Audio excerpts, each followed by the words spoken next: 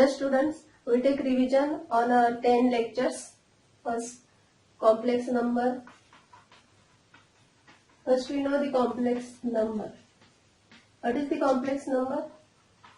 A plus IB form. Complex number in the form A plus IB, where A is called real part. A is called real part and this B is called imaginary part. A is called real part and B is called imaginary part. आता हा complex number आहे. इथे 2 हा real part आहे आणि 3 काय आहे तुमचा इमॅजिनरी पार्ट आहे. हा जो नंबर आहे तो कोणता नंबर आहे? हा कोणता नंबर आहे? 2 प्लस √3. हा फक्त कोणता नंबर आहे? Real number. And √3 is real number. minus √5 is, what is minus √5 is? √5 into root of -1 म्हणजेच √5 आहे. म्हणजे under root of -5 is, under root of -5 is imaginary number. Okay.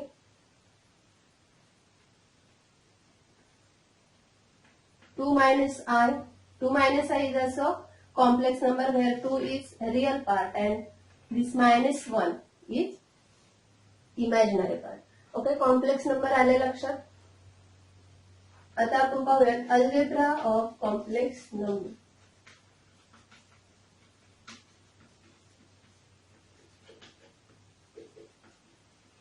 Algebra of complex number पहिला आहे equality. Equality of complex numbers.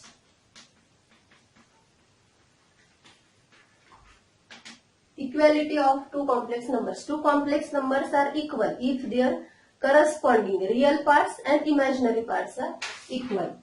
Two complex numbers. आता हा A plus IB एक complex number आहे आणि C plus ID हा दुसरा complex number. हे दोन्ही कॉम्प्लेक्स नंबर इक्वल्स कधी येतील? जेव्हा A is equal to C असेल आणि B is equal to D असेल. ओके. दुसरा आहे conjugate. Conjugate of a complex number.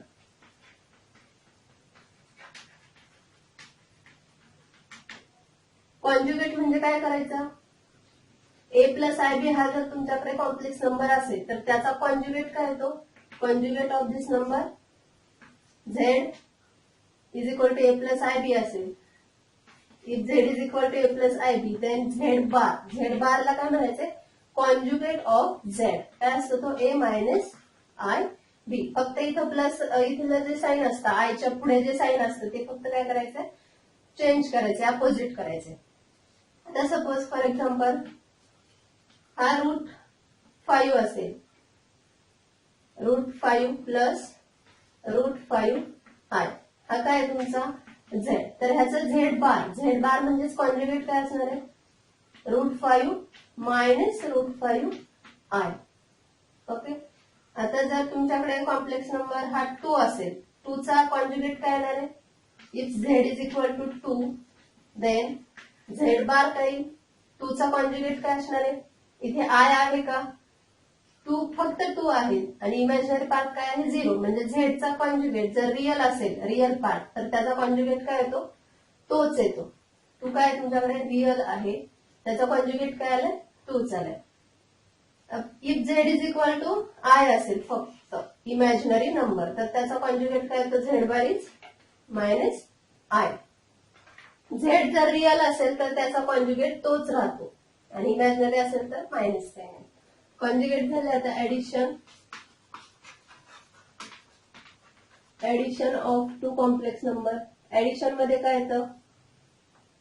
If Z1 is equal to A plus IB असेल and Z2 C plus ID असेल, देन Z1 प्लस Z2 काय असतं? Z1 काय तुमच्याकडे A plus IB plus Z2 is C plus ID. तर addition काय असते?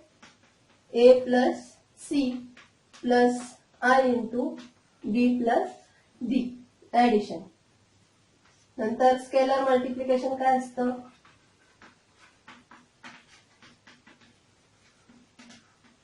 Scalar multiplication K is scalar असेल, के हा कोणताही स्केलर असेल आणि झेड असेल तुमच्याकडे A plus I B. Then scalar multiplication म्हणजेच के झेड काय येतं? K Z, K into Z is A plus I बी.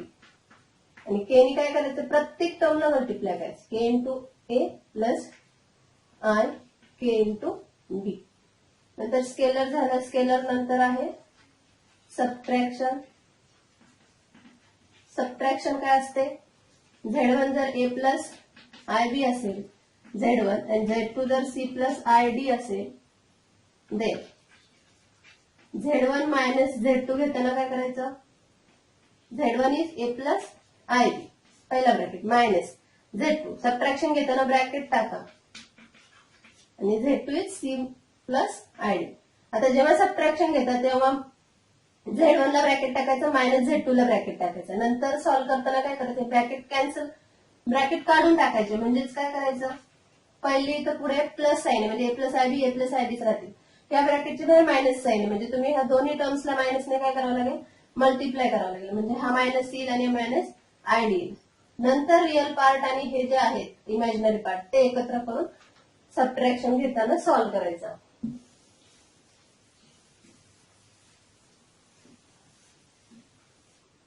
म्हणजेच काय असेल?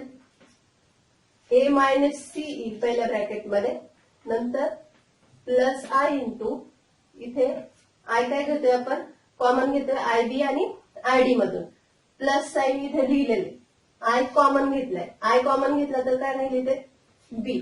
नंतर इथे काय? मायनस साईन आहे, मायनस आय कॉमन घेतलाय, फक्त आय कॉमन घेतलाय, मायनस साईन कॉमन घेतलेलं नाहीये म्हणजे मायनस राहणार आहे आणि डी राहणार. ओके, ही असेल सबट्रॅक्शन. नंतर 6 नंबर मल्टिप्लिकेशन.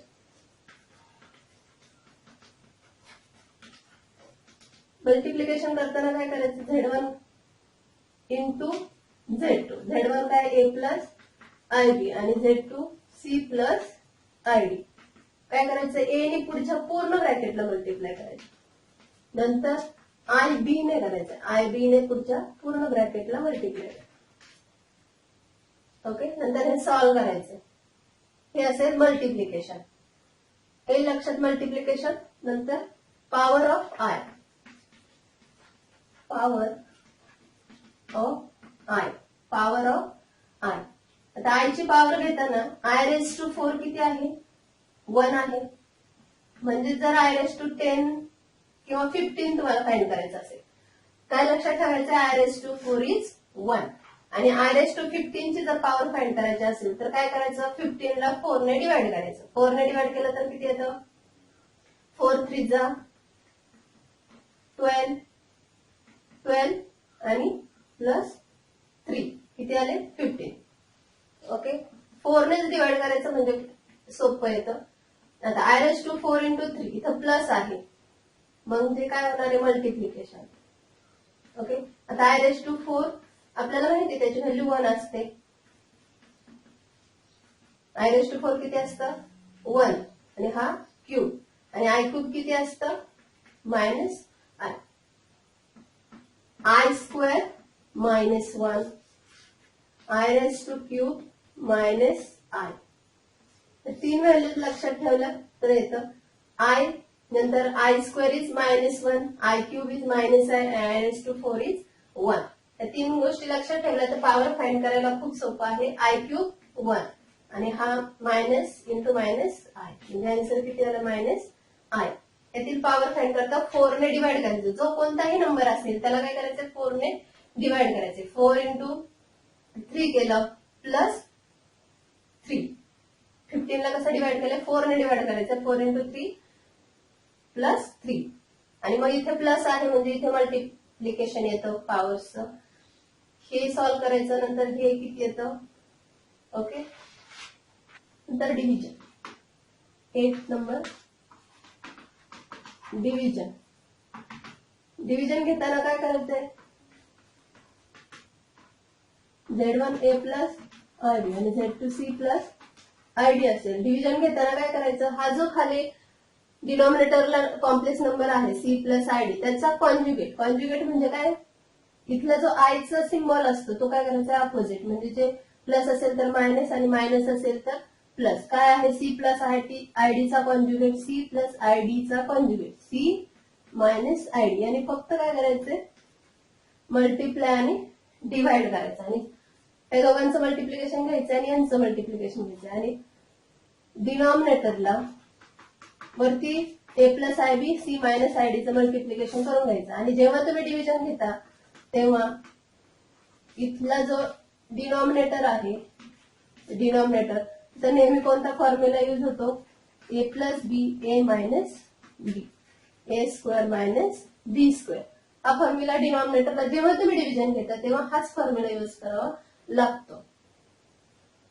डायरेक्टली काय घ्यायचं, सी स्क्वेअर मायनस आयडीचा स्क्वेअर. आयला विसरायचं नाही, तुमचा जो बी आहे इथे तो आयडी आहे त्याचा स्क्वेअर घ्यायचा आहे. ओके, हे डिव्हिजन. नंतर आर्गन डायग्राम पाहिलं होतं आपण, आर्गन डायग्राम.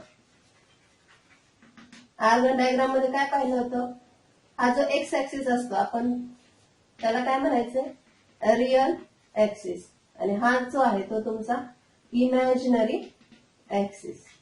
वाय ऍक्सिसला काय म्हणायचंय इमॅजिनरी ऍक्सिस. इकडे सगळे पॉझिटिव्ह असतात, इकडे निगेटिव्ह नंबर्स, इकडे पॉझिटिव्ह आय वगैरे, ठीक आहे, इकडे मायनस. हा जो आहे तुमचा फर्स्ट क्वाड्रंट येतो, हा तुमचा सेकंड क्वाड्रंट आहे, हा तुमचा थर्ड क्वाड्रंट आहे आणि हा फोर्थ क्वाड्रंट आहे. आता आपण मॉड्युलस आणि आर्ग्युमेंटचे डेफिनेशन पाहू. So modulus of z is equal to A plus I. Z is equal to A plus I B आहे, त्याचा मॉड्युलस. मॉड्युलस म्हणजे mod Z. Modulus of Z म्हणजे मॉड्युलस ऑफ झेड किंवा मॉड्युलस ऑफ झेड असे म्हणतो. काय आहे modulus of Z, under root of A square plus B square. Modulus of Z is under root of A square plus B square and argument of Z म्हणजे त्याला अजून एक शब्द आहे एम्प्लिट्यूड. आर्ग्युमेंट आणि एम्प्लिट्यूड ऑफ झेड त्यालाच काय symbol आहे theta. Theta is equal to argument of Z is theta. Theta is equal to formula आहे tan inverse of B upon A. Tan inverse of B upon A. हे सगळे revision आहे 10 lectures पर्यंत. इथपर्यंत सगळे एक्झाम्पल्स वगैरे जे काही असतील ते सॉल्व्ह करायचं आहे आणि क्वेश्चन पेपरचा फॉर्मॅट आता जसा बाकीच्या विषयांचा होता तसाच असणार आहे. पहिल्या क्वेश्चन मध्ये एमसीक्यूज असतील, एमसीक्यूज 5 मार्क्स असतील. नंतर सेकंड क्वेश्चन जो आहे त्यामध्ये फिल इन द ब्लँक्स असतील. फिल इन द ब्लँक्स ते पण किती 5 मार्क्स. असा टोटल तुमचा 10 मार्क्स पेपर असणार आहे.